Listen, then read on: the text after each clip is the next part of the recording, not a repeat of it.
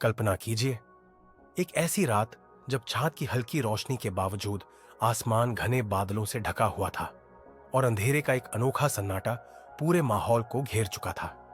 उस अंधेरे में जैसे हर चीज शांत और गहरी सोच में डूबा हुआ हो। हवा में एक ठंडक थी जो शरीर को कंपा देती थी। यह सिर्फ ठंडी हवा नहीं थी, बल्कि उस हवा में एक तरह की कराह, एक गहरी पीड़ा थी जो हर गुजरते पल के साथ अधिक घनी होती जा रही थी। एक छोटे से बैरक में सैकड़ों लोग किसी एक चादर के नीचे सिकुड़े हुए थे, जैसे पूरी दुनिया उनके लिए समाप्त हो चुकी हो। चुप्पी इतनी घनी थी कि हर एक सांस की आवाज गूंज रही थी। यह आवाज केवल शारीरिक नहीं थी, बल्कि एक मानसिक तूफान भी था जो सबके मनों में उमड़ रहा था। कोई न किसी चिंता में डूबा था, तो कोई अपने परिवार के बिछड़ने की पीड़ा में जकड़ा हुआ था। हर शरीर पर भूख, थकान और दर्द के गहरे निशान थे। कुछ लोग शरीर से जीवित तो थे, लेकिन उनके मन में मृत्यु के विचार पहले से ही घर कर चुके थे। रात का सन्नाटा इतना डरावना था कि अगर कोई व्यक्ति अचानक कुछ बोलता तो वह आवाज ऐसे गूंजती जैसे पूरी दुनिया को जगा दे। यह समय था नाजी एकाग्र शिविरों का, जहां मौत हर कदम पर साथ चल रही थी, जहां हर दिन किसी न किसी के लिए आखिरी दिन बनता। एक ऐसा वातावरण था जहां लोग केवल शारीरिक रूप से नहीं, बल्कि मानसिक और आत्मिक रूप से भी नष्ट हो रहे थे। लेकिन इस अंधेरे और भय के बीच एक व्यक्ति था जो बिल्कुल अलग दिखता था। चेहरे पर बाकी सभी कैदियों की तरह टूटन या डर नहीं था। उसकी आंखों में उस भयावह सच्चाई को झेलने का साहस था जो बाकी सबके लिए असहनीय थी, की बजाय एक अजीब सी उम्मीद झलक रही थी। वह व्यक्ति किसी और ही दुनिया में खोया हुआ सा लगता था, जैसे वह हर दिन उस मृत्यु से कुछ अलग उम्मीद कर रहा था। क्या कारण था कि वह व्यक्ति बाकी सबसे अलग था? वह व्यक्ति जो हर दिन मौत और जीवन के बीच झूलते हुए भी अपने उद्देश्य को तलाश रहा था। वह जीने का साहस क्यों नहीं खो रहा था? क्या उसकी जिंदगी में ऐसा कोई कारण था, कोई गहरी प्रेरणा थी जो उसे इस दर्दनाक भयानक दुनिया से बाहर निकलने की शक्ति दे रही थी? यह सवाल एक गहरे रहस्य की ओर इशारा करता था। यह कोई साधारण कहानी नहीं थी। यह वह कहानी थी जो किसी ने अपने खून पसीने और आंसुओं से लिखी थी।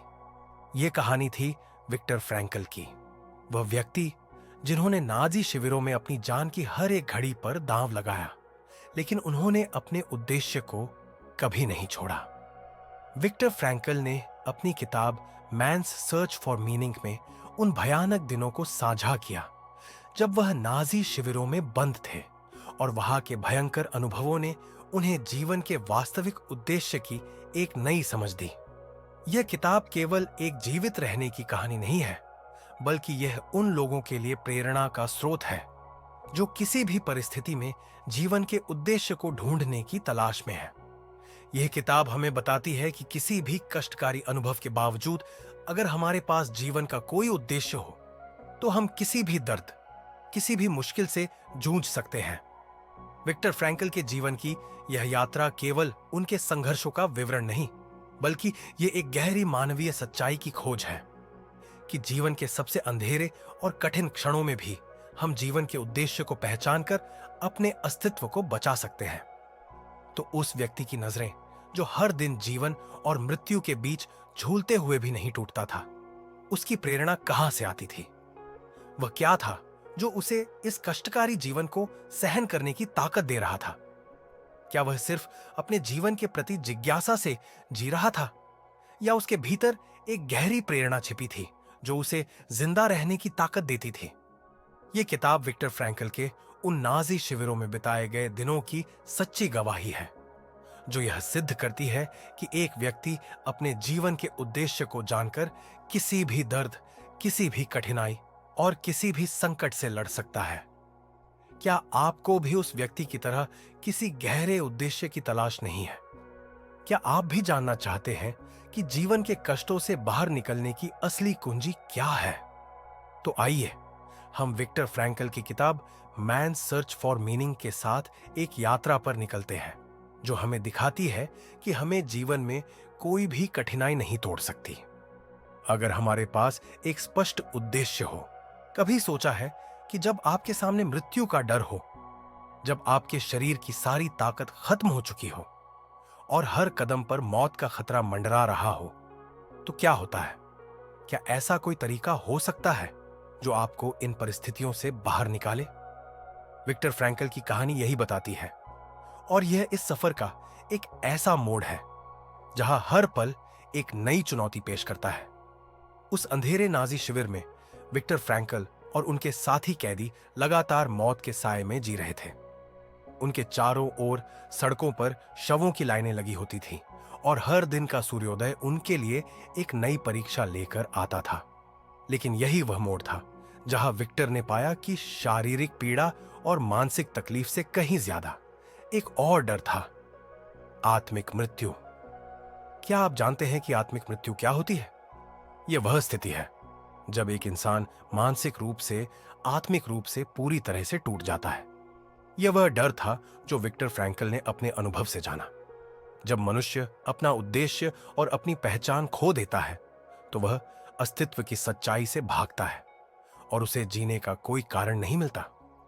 यही वह स्थान था जहां मौत से भी ज्यादा भयावह चीज थी। वह थी आत्मिक मृत्यु। विक्टर फ्रैंकल ने देखा कि शिविर में कई लोग आत्मिक रूप से मर चुके थे। उनकी आंखों में एक गहरी खोई हुई चमक थी। वे अब नहीं सोचते थे कि उनका जीवन किसी उद्देश्य से जुड़ा हुआ है। वह बस हर दिन एक नए दिन की तरह जीने लगे थे। उन्हें न अपनी जिंदगी की कोई चाहत थी, न किसी लक्ष्य की कोई आकांक्षा, और यही वह खतरा था जो मौत से कहीं ज्यादा खतरनाक था। लेकिन विक्टर फ्रैंकल ने इसे भी चुनौती के रूप में लिया। उन्होंने खुद से सवाल किया, क्या मैं इस आत्मिक मृत्यु से बच सकता हूं? क्या मैं अपना उद्देश्य ढूंढ सकता हूं? यही वह सवाल था जिसने उन्हें एक नए रास्ते की ओर अग्रसर किया। विक्टर ने यह महसूस किया कि हमें अपने जीवन का उद्देश्य सिर्फ बाहर से नहीं, बल्कि भीतर से खोजने की आवश्यकता होती है। वह एक मानसिकता थी जिसे उन्होंने लोगोथेरेपी नाम दिया। विक्टर का मानना था कि अगर हम जीवन का उद्देश्य ढूंढते हैं, तो हम किसी भी कठिनाई को झेलने की ताकत पा सकते हैं। शिविर के भीतर विक्टर ने देखा कि कुछ लोग इस विचार को अपना चुके थे। वे जानते थे कि वे सिर्फ शारीरिक रूप से नहीं, बल्कि मानसिक रूप से भी जीवित रह सकते हैं अगर वे अपने उद्देश्य को पहचानें। उदाहरण के लिए, एक कैदी जो हमेशा अपने परिवार के बारे में सोचता था, उसने एक दिन अपनी आंखों में चमक देखी। उसकी मानसिक स्थिति बदल गई थी। वह व्यक्ति हर दिन अपने परिवार के पुनर्मिलन के बारे में सोचता था और यह विचार उसे हर कठिनाई से बाहर निकाल लाता था। लेकिन फिर भी, क्या यह सिर्फ एक मानसिक स्थिति थी या कुछ और था जो वास्तव में विक्टर फ्रैंकल को जीने की प्रेरणा दे रहा था? कुछ ऐसा था जो बहुत गहरा था। विक्टर फ्रैंकल ने खुद अपनी आत्मा में झांकते हुए पाया कि जब वे नाजी शिविर में थे, उन्होंने यह समझा कि जीवन का वास्तविक उद्देश्य केवल भौतिक अस्तित्व तक सीमित नहीं था। यह एक मानसिक यात्रा थी, एक आंतरिक खोज। वह जानते थे कि उनका अस्तित्व इस दुनिया से कहीं ज्यादा महत्वपूर्ण था। जब आप मौत के कगार पर होते हैं, तो आपको यह एहसास होता है कि जीवन का उद्देश्य सिर्फ शरीर की रक्षा करने से कहीं अधिक है। यह एक मानसिक और आत्मिक संघर्ष था।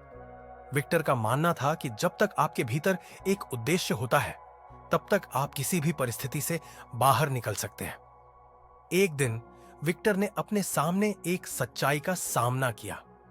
वह अपने साथियों के लिए एक चिकित्सक थे और उनकी जिम्मेदारी थी कि वे उन्हें मानसिक रूप से संजीवित रखें। लेकिन खुद को मानसिक रूप से मजबूत बनाए रखने के लिए विक्टर ने आध्यात्मिक शक्ति का सहारा लिया। वह यह जानते थे कि अगर कोई व्यक्ति अपने उद्देश्य को पहचानता है, तो उसकी आत्मिक शक्ति बढ़ जाती है। यह वो मोड़ था जहां विक्टर फ्रैंकल ने न केवल अपने जीवन को, बल्कि अपनी सोच को भी पूरी तरह से बदल दिया था। विक्टर अब यह मानने लगे थे कि एक व्यक्ति की मानसिक शक्ति उसका अस्तित्व तय करती है। जब उनके पास कोई स्पष्ट उद्देश्य होता, तो वह हर चुनौती को पार करने की मानसिक शक्ति पा सकते थे। यही कारण था कि नाजी शिविरों में भी कुछ लोग जीने की शक्ति पाए थे, जबकि कुछ लोग पूरी तरह से टूट गए थे। तो क्या हमें भी जीवन के कठिन समय में उसी तरह अपने उद्देश्य को पहचानने की आवश्यकता नहीं है? क्या हम नहीं समझ सकते कि हमारे भीतर भी वह शक्ति है जो हमें किसी भी दर्द से उबार सकती है? विक्टर फ्रैंकल की किताब मैन्स सर्च फॉर मीनिंग इस यात्रा का गवाह है। यह किताब हमें यह सिखाती है कि जब हम अपने जीवन के उद्देश्य को पहचानते हैं, तब हम किसी भी दर्द, किसी भी कठिनाई और किसी भी संकट से बाहर निकल सकते हैं। जब आप जीवन के सबसे घातक मोड़ों से गुजर रहे होते हैं, तो क्या होता है जब अचानक आपके पास एक समाधान नजर आता है? क्या यह आपकी जिंदगी को बदल सकता है, या यह सिर्फ एक अस्थायी राहत होगी?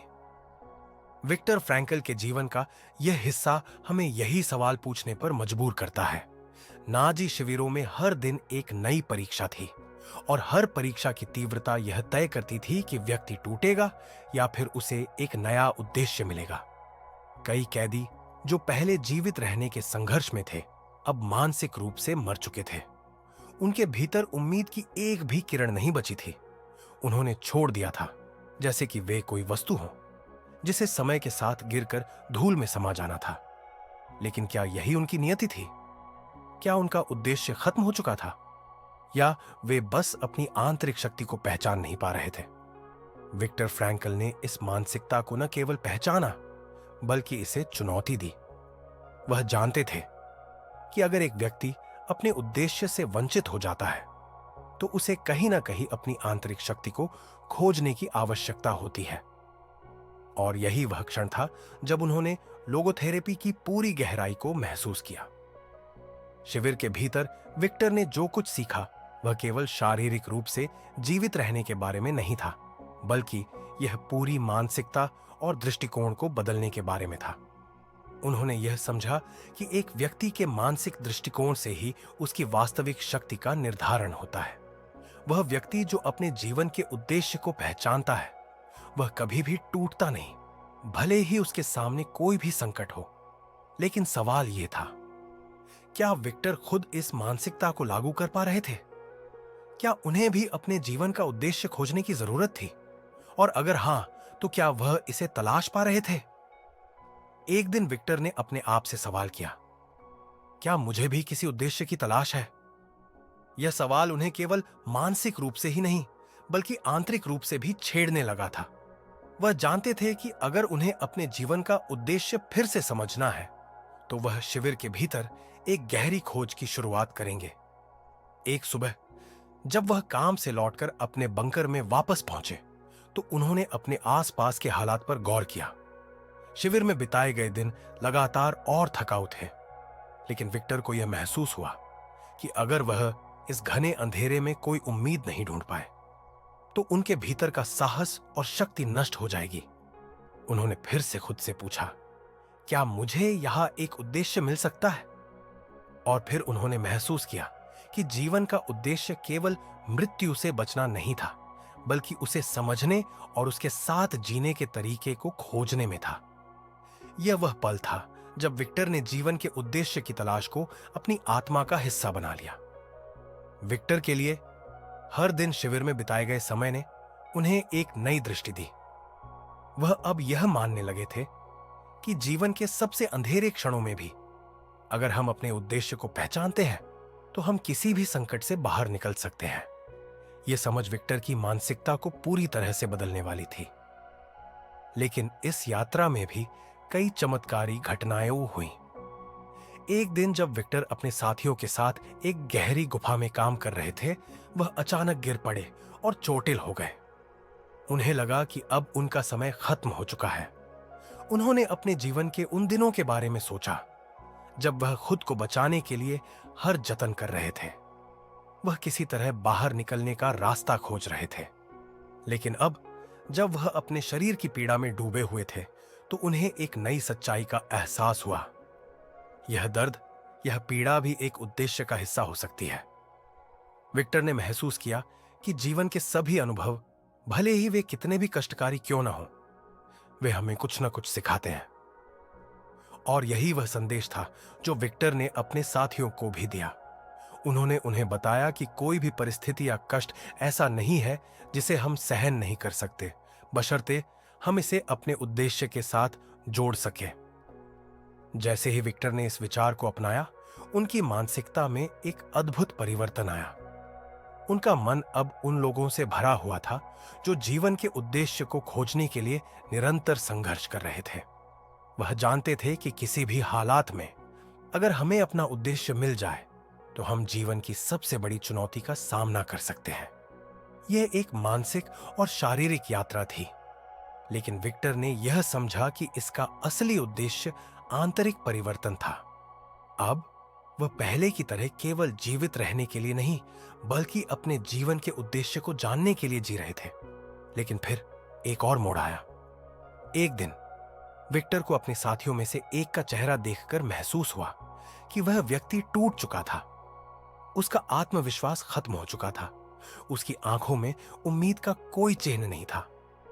विक्टर ने देखा कि वह व्यक्ति अब किसी उद्देश्य से बाहर था, और यह देखकर विक्टर ने यह समझा कि जिस तरह वह स्वयं जीने के लिए उद्देश्य खोज रहे थे, उसी तरह दूसरों को भी उनका उद्देश्य खोजना था।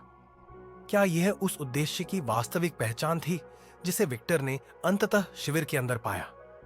यह सवाल विक्टर के दिमाग में गूंजता रहा। उन्होंने महसूस किया कि वह अपने उद्देश्य को अब और स्पष्ट रूप से देख सकते हैं। नाजी शिविरों के भीतर उनके भीतर एक नई उम्मीद जाग चुकी थी। यह उनके लिए एक चमत्कारी क्षण था, और अब वह जानते थे कि उनके जीवन का उद्देश्य सिर्फ शारीरिक अस्तित्व नहीं था। वह अपने अनुभवों को दुनिया से साझा करने के लिए जीवित रह रहे थे। विक्टर अब यह मानने लगे थे कि उनका उद्देश्य दूसरों को उनके जीवन के उद्देश्य को पहचानने में मदद करना था।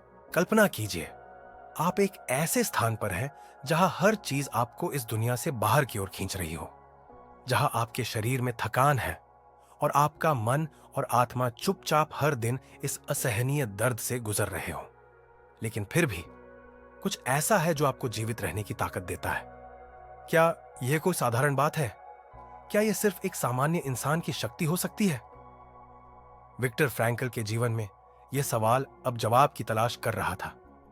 शिविर में बिताए गए समय ने उसे यह सिखाया कि जीवन के सबसे भयावह अनुभवों के बीच भी एक व्यक्ति अपनी आत्मिक शक्ति और उद्देश्य से बाहर निकल सकता है। इस बात को विक्टर ने अपने अनुभवों से गहराई से महसूस किया था। लेकिन यह यात्रा इतनी सरल नहीं थी। जब वह अपने साथियों के दर्द और संघर्षों के बीच से निकलने की कोशिश कर रहे थे, तो उन्हें एक नई चुनौती का सामना करना पड़ा।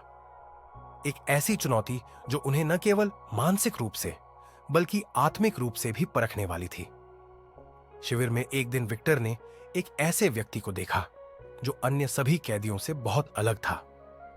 वह व्यक्ति न केवल शारीरिक रूप से कमजोर था, बल्कि उसकी आंखों में आत्मविश्वास की कमी भी थी।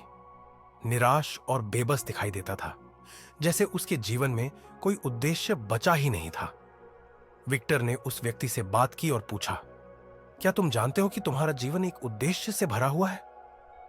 विक्टर के सवाल से उस व्यक्ति ने कुछ नहीं कहा, लेकिन उसकी चुप्पी ने विक्टर को यह समझने का मौका दिया कि यह व्यक्ति अब अपनी आत्मिक मृत्यु की ओर बढ़ रहा था।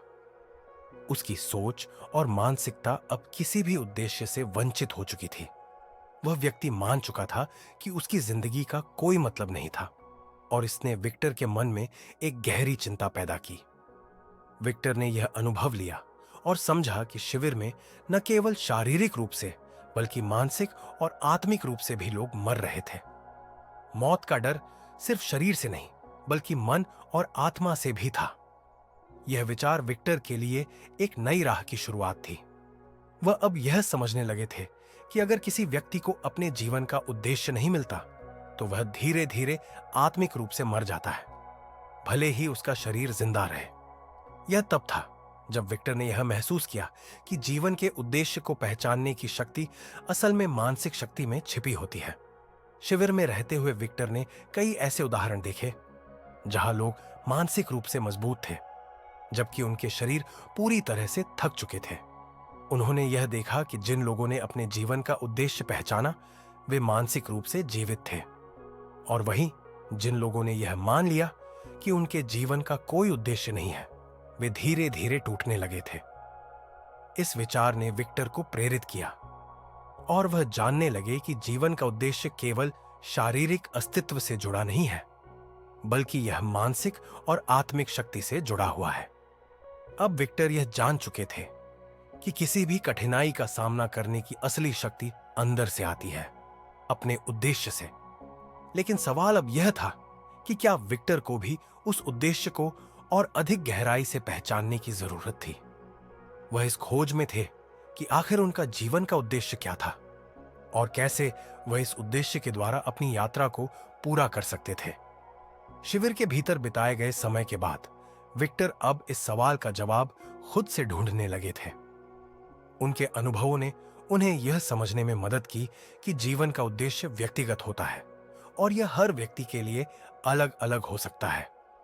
किसी के लिए यह परिवार हो सकता है, किसी के लिए यह शांति और सामंजस्य हो सकता है और किसी के लिए यह मानवता की सेवा हो सकती है। विक्टर ने यह अनुभव किया कि उद्देश्य की शक्ति न केवल आत्मिक शक्ति देती है, बल्कि यह व्यक्ति को जीवन के कष्टों से जूझने की ताकत भी देती है। वह जानते थे कि अगर वह अपने जीवन का उद्देश्य पहचान सकते हैं तो वह किसी भी कठिनाई को पार कर सकते हैं। लेकिन क्या यही सब कुछ था? क्या एक व्यक्ति का उद्देश्य ही उसे इस अंधेरे और कठिन यात्रा से बाहर निकाल सकता था? विक्टर ने खुद से यह सवाल किया और महसूस किया कि जीवन के सबसे कठिन क्षणों में भी एक व्यक्ति अपने उद्देश्य को जानकर किसी भी स्थिति का सामना कर सकता है।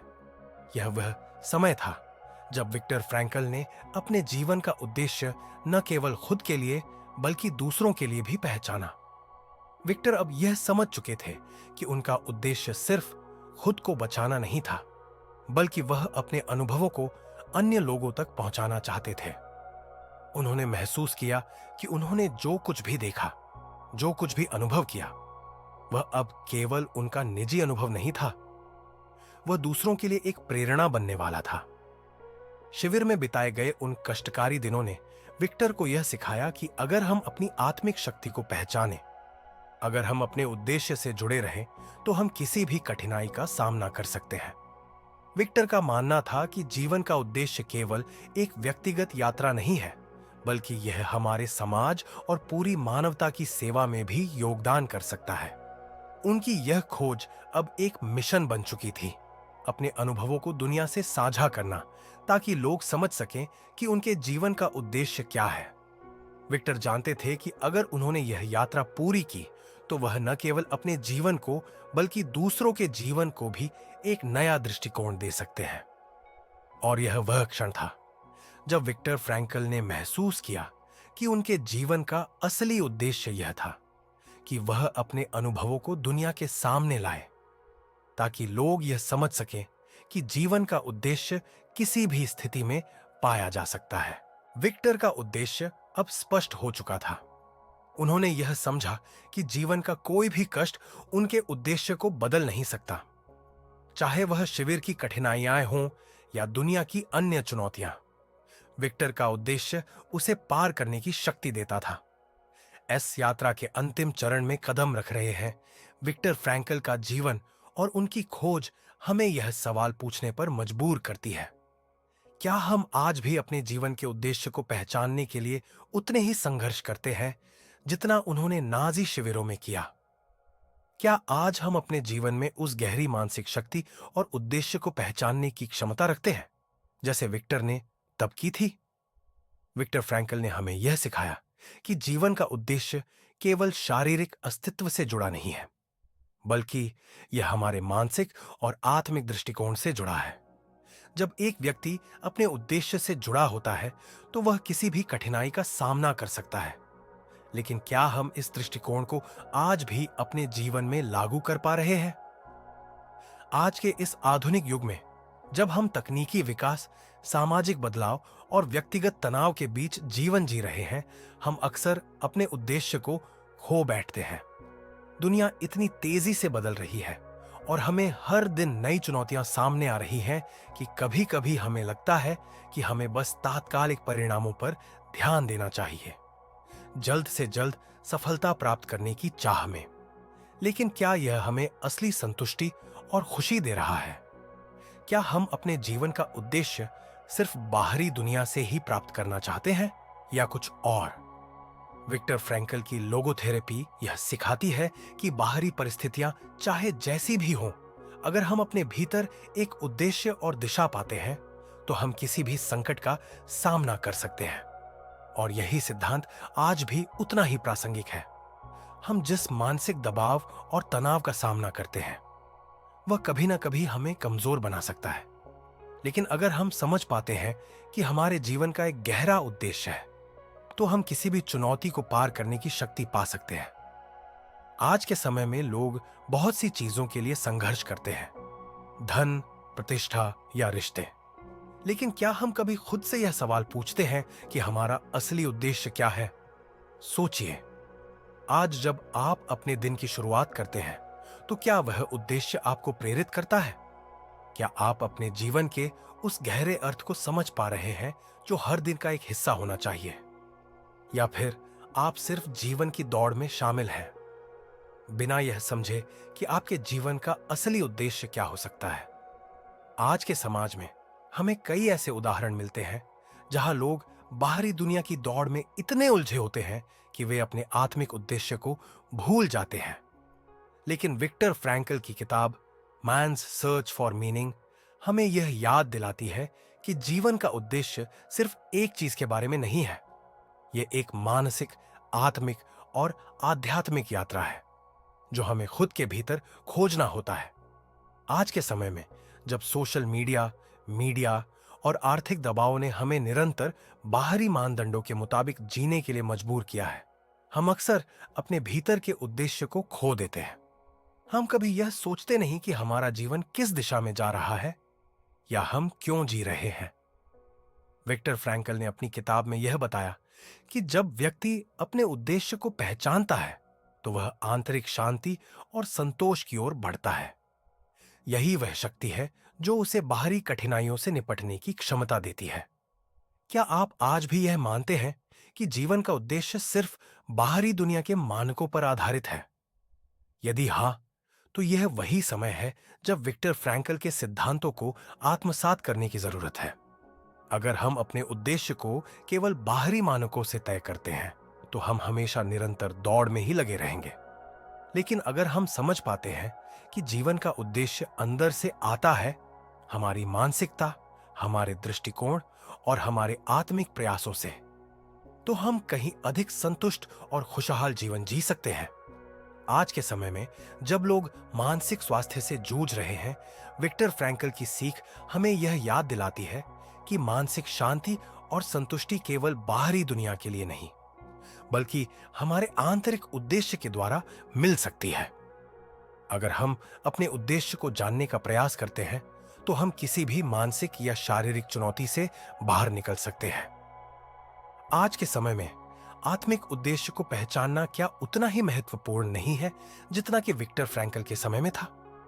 विक्टर ने यह सिखाया कि हमें कभी भी यह नहीं भूलना चाहिए कि हमें अपने जीवन का उद्देश्य खुद से जानना होता है, न कि बाहरी दुनिया से। उनका यह दर्शन आज भी उतना ही सशक्त है। आज के समय में जब लोग मानसिक स्वास्थ्य की समस्याओं से जूझ रहे हैं, आत्म संस्कार और उद्देश्य की आवश्यकता पहले से कहीं अधिक महसूस होती है।